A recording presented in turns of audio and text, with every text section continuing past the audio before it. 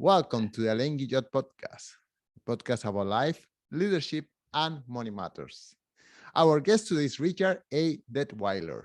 Richard is President Emeritus of the Great Lakes College Association, Managing Director of the nonprofit Higher Ed Impact Organization, and President Emeritus of Hardwick College. And today we will speak about his book, The Evidence Liberal Arts Needs, Life of Consequence, Inquiry, and Accomplishment. Richard, thank you so much for joining us today. I'm delighted to be with you. I'm looking forward to our conversation. So, Richard, I don't know if you are an enemy or a friend, and I tell you why. All my life, I have been bashing liberal arts education, yet all my life, I have been pursuing a liberal arts education. So, Yes. and not only that, I have been critiquing previous friends, ex-girlfriends, partners for following their intuition and getting into a liberal arts education, yet those are the people that I enjoy spending the most time with. So Yes, I help me understand. out, please. Before we get there, can you tell us a little bit about your background? How is it that you became an expert in this subject? Well, I grew up in Southern California. My father, an engineer and a college graduate. My mother went to college a bit, but never graduated. But I was raised just with the assumption that I would be going to college someday. So I never really questioned that. And while I didn't really know what I was doing, I accidentally attended a liberal arts college. I say it was accidental because I picked a place based on its location on the ocean. It had a beach, and I thought that would be a great place to go to school. You know, well-informed, thoughtful way of thinking about a college. But I have to say, I didn't really understand the experience I was having then, because there was this requirement that I study all of these various subjects, not just a particular major. And some of them I found very intriguing, and others not so much. Although as my life went on, I realized that even those that weren't so intriguing come back to me in ways that are important. My wife and I went in the Peace Corps, lived on a little island in the Pacific, and with no electricity, no cars, nothing of the modern ways of living. But we had the Peace Corps gave us what they call a book locker, a collection of about 50 paperback books that we would read during those long evenings. I then decided I wanted to try to understand what this very different world was that we were living in. People with a different language, different culture, different expectations, and all those things. So I wrote letters away to some random professors around the U.S. actually, asking what should I study in graduate school. And the responses, I got actually one response from those letters I wrote, and the response was, "You should study social psychology." So that was again my full fact finding at that time. And so I ended up getting a PhD from Princeton in social psychology, and was going to go back to work as a country director for the Peace Corps, but decided that because my wife was pregnant with our first at that time, and there was no health care in the place we would be, and I didn't want to miss the birth, I thought, I don't think I'm going to do that after all, and came across an opening at what turned out to be a liberal arts college, where I then applied to be a faculty member and went there and spent 19 years at that institution, first as a professor, then as a person who began to think along with some of my colleagues at the institution about, what is higher education about and where is it going. Ended up proposing some innovations. Somebody needed to run the innovation, so I became an administrator and then a vice president, and subsequently president of a liberal arts college at another liberal arts college, and then finally as president of an association of liberal arts colleges. And so, as I looked back in my career, I thought, well, gee, I've spent my whole career in liberal arts education. I've always said it matters. I could tell lots of anecdotes from students about why it matters and where the impact was. But I thought, I wonder if it would be possible, because everybody, as you commented, is always critiquing the liberal arts. Get a liberal arts education and you'll be unemployed, or you'll get to go back home and live with mom and dad in the basement, or those kinds of things. And that set me out to say, let me try to do some really objective research on liberal arts education. And that's what led to this particular work. And I have to say that it got more complicated, not less complicated, because even though I spent a lifetime working with and for liberal arts institutions, the fact is we in liberal arts education are very unclear about what it is we are doing and why it matters and what it really is made up of. So there's a story of how I got from my beginning point to really looking objectively into this question of what the liberal arts is and what it does. Well, thank you so much for sharing. Now, usually many of us go to college when we graduate from high school, let's say age 17, 18, 19. And at that moment in our life, we are required to make a decision of what is it that we want to do for the rest of our life. Yes. And most parents would like us to be either a doctor, an engineer, or an attorney. It's just like nothing else is good enough for them. And many of us don't even know. So I personally, I took a whole bunch of elective classes on my first year because I wasn't sure of the things that I wanted to do with my life. And unfortunately for me, I ended up dropping out of school. At that time, I went back to later on in life, back to college. But what is the alternative of a young kid, 18 years old, who is supposed to decide at that moment what is it that they would like to do, and how irreversible it is, or if they stick with something that they don't like. Let's say I have spoken in my podcast with many people who study law, and they say, oh, that's the worst decision I ever made in my life. What would be another system that will allow students a little bit of time to reflect and consider the implications of their decisions? Mm-hmm. No, that's a really important question, and I would step back one step and just comment that the belief that one at any age can make a choice about a profession that they're going to be in for 10 years, 20 years, 30 years, 40 years, especially in today's environment, that's completely foolish. The jobs that are going to exist a decade from now, many of the most important ones don't even exist today. I mean, when you were a decade ago, nobody ever heard of being a podcaster as you are now. And that's just the tip of the iceberg. So anyone who's writing about the future of jobs and employment and professions is saying, don't assume that you're going to be able to study something now and that's going to be your life's work, because the world is not like that. It's constantly changing. So that's the first comment I would make, is that picking a college or picking a major as soon as you get to college is the first mistake, because it's a mistake in assumptions. That what one really needs to do is begin by asking the question, what is it that for me is going to create a satisfying life for me? Is that could be money, that could be continued employment, it could be becoming a civic leader, it could be being involved in leadership in communities or organizations. So there's lots of ways. It could be living a fulfilled life and just feeling that you were doing good with your life and what you were doing is worthwhile.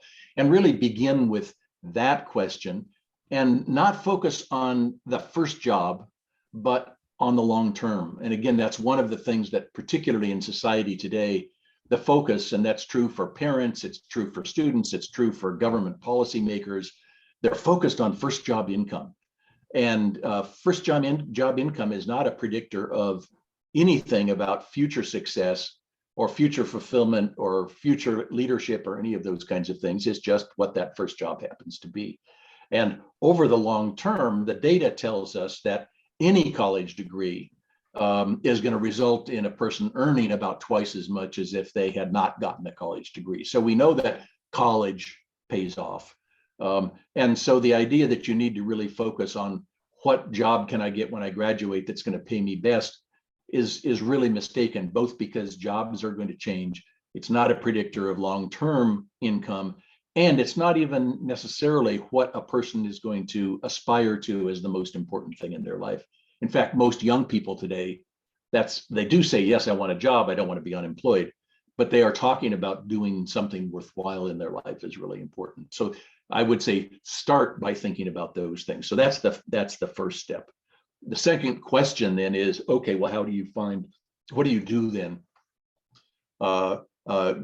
in thinking about what college to go to or what you should do when you get to college that will allow you to make those longer term choices. So that's really the next step in the thinking process. Okay, well, let's face the main critique of a liberal arts education. Is that exactly, you just mentioned that the job situation. I mean, if I am on my last year of an engineer degree, whatever engineer it is, I already have job offers, maybe Yes. 1, 2, 3, depending on my grade. However, if I have I don't know, English degree, Yes. then I don't know. I think at that moment I'm considering which Starbucks to work for. I mean, I don't want to. Nothing wrong with working in Starbucks, but I mean, it seems that's a stereotype. Yes. So, and of course, you just say not to focus on the first job, but many people have student debts, and they have to focus on the student debts right after. I really don't know for sure, but my impression is that they had to focus on that as soon as possible. So Yes. how do we deal with that? Well, so the first is the presumption, and you said it's a stereotype, and it is, and it's not an accurate stereotype. The presumption is if you're an English major or a history major that there are not jobs.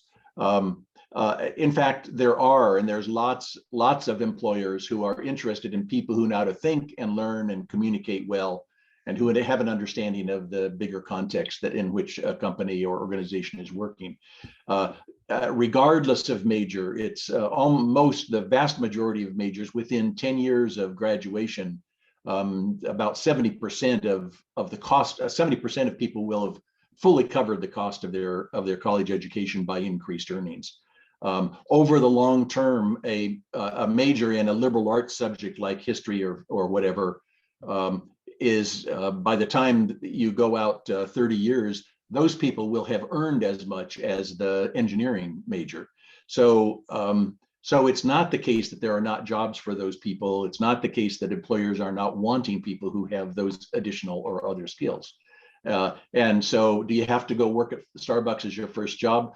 No, you don't have to do that. What you need to do is be doing things while you're in college, like internships and shadow experiences, to try to get a bit of experience in organizations that you might want to work in, because that's what allows an employer to say, oh, okay, you're an English major and you know how to write and communicate well, and I know you've tested out the kinds of things you might be interested in doing. And so those people indeed are very employable.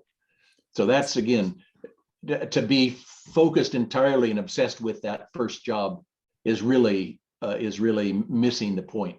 And it's not that all life is all going to work out all right for everybody. And that's true even if you're whether you're an engineering or a nursing or whatever it is major, as well as others.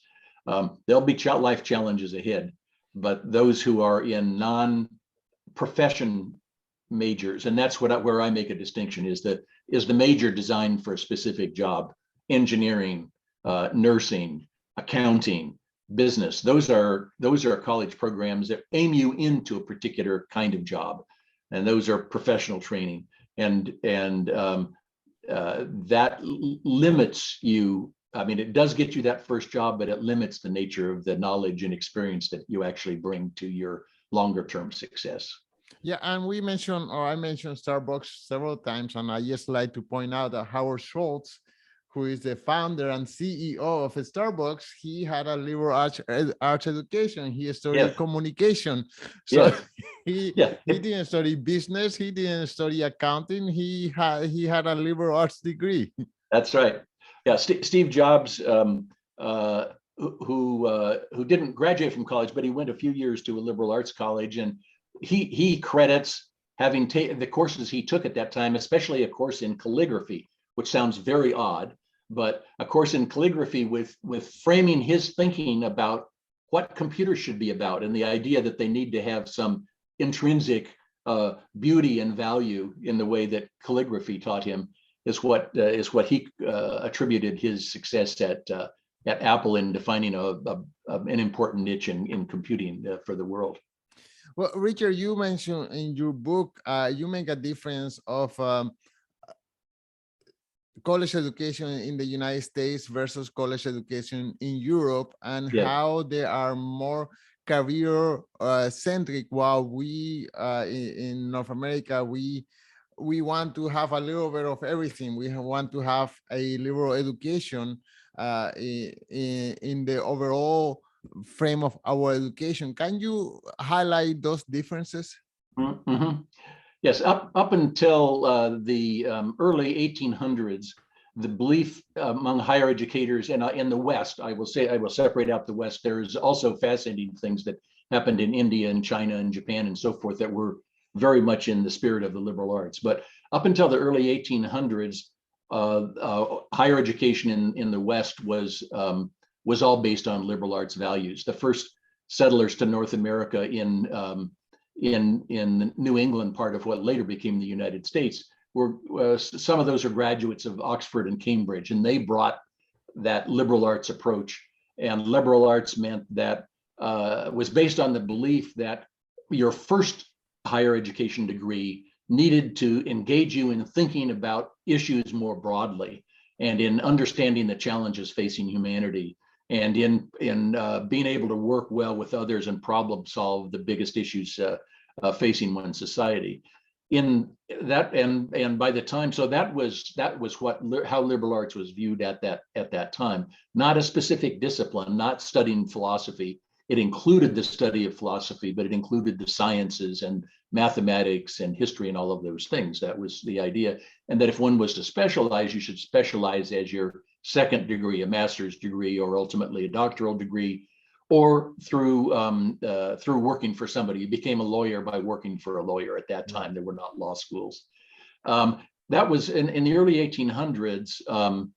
Napoleon had ransacked most of Europe, and in fact, most of higher education had been destroyed during those wars in Europe, and the country's economies were in bad shape. And the question at that time was, what are we going to do? We need to get people educated and working again.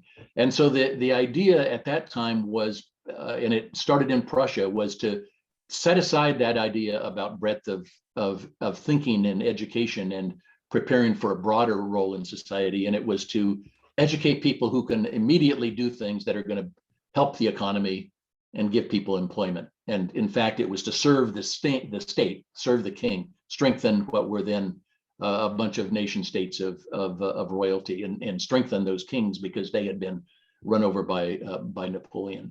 And that's what happened in Europe, and Europe exported that model all around the world, and it's still dominant all around the world. At the same time that was happening, the question in North America, by this time in the United States, was, should that same thing be, should we follow that leadership of Europe in higher education? And there was actually a faculty group at Yale University who convened to talk about that issue. And they said, that would be foolish of us to just copy what they're doing in Europe. We're not serving kings. We want to grow our societies in a way that will be productive and help societies grow, as well as helping individuals be successful. So they explicitly rejected that specialization approach, believing that that first degree should still be educating people to be thinking, learning, adaptable, civically involved individuals. And so that model spread across the North America very strongly, reinforcing the idea that higher education, the first degree in higher education, the bachelor's degree, needed to be educating people to be better, be prepared and contributors to society. And all higher education institutions in North America then, for virtually 200 years now, have always had that as the core. So you can go to a university and most programs will still have some degree of breadth of study requirements. It's not true everywhere. It's not true in all programs, but that has been the basis of North American higher education for 2 centuries, that you don't start out by specializing. You need to start out by being prepared for the world that's going to face you if it and your society is going to be successful. Right. And And I you would say, just one more comment. What's interesting is globally, that approach to education is seen as the best. So people come to the US, they come to Canada because they can get that kind of education that they can't get in their home countries. So yeah, that's, you mentioned that in your book, that millions of students come from the most advanced economy. I mean, there are millions of Chinese coming to the United States and yes, Canada to study here, although, you know, they are just as qualified in science, but they come here for a reason, and it's, you know, it's not to take their calculus classes. that's So right. Right. Well, and when you think about it, that in this age of internet and readily accessible information, you can get specific content knowledge anywhere. Everybody can get it. I mean, some of it's not good quality. You have to learn how to find good quality information. You can listen to podcasts. You can do things online. So the content of knowledge is so readily available. What's not so readily available is that learning to think and exchange ideas and have your own thinking challenge that can happen in the context of what we call liberal arts education. And again, part of the point of what my research has shown me is liberal arts is not merely the subjects you study. The subjects you study in the liberal arts need to be broad, because those people, in fact, are more successful in their lives. But it also needs to happen in a educational community, one in which faculty and students know each other, work with each other, exchange ideas, are challenged by one another. And it's that thinking and learning in an educational community that carries tremendous power as you prepare people for what will undoubtedly be a challenging and changing life ahead. well, the one thing that I find, at least in my life, contradictory is that I finally went back to school and I studied business, but all my business have been related to the arts. So, for example, I was the owner of a dance school. I was the owner of a photography business. What else? Well, I have other business non-art related, but now with my leisure time, I don't study business. I study history, art, philosophy, and I spend, I tell you, easily 2 hours a day reading about all these subjects, which made me think that sometimes this is the kind of subjects that a person will be inclined to study after maybe they have their basic needs met. Yes, and that is a good point. You may feel people may feel that at 18 years old or 20 years old, it's too soon to be studying those things, and you can always go back to it. And that's absolutely true. So if you have an inquiring mind and a willingness to learn, you can do that. You can do that anytime.